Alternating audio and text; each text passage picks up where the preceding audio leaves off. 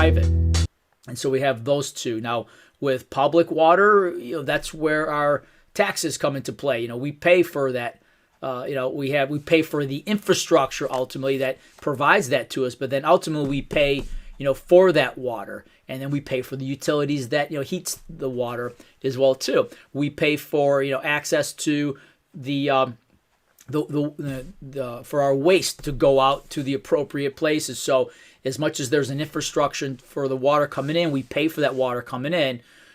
There's no necessarily a gallon charge for the waste leaving the house. I guess thank God for that, right?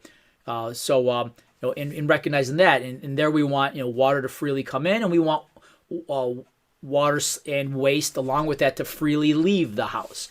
And so in a public context, that's part of our known system. We should know as homeowners, what do we have, a public or private system.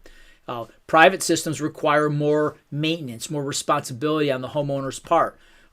Private systems in regards to supply will have a well on there. Now that's something that along with the well, there typically is a there's equipment that is provided there in regards to making sure that the water is in good condition.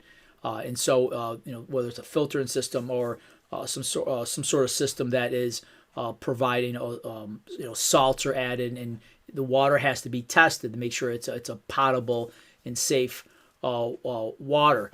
On the waste side, we have a septic system or some sort of collection point that usually has a tank, and that tank periodically has to get pumped out, and then the water waste goes out to a field area in many cases. So in those situations, it'll vary.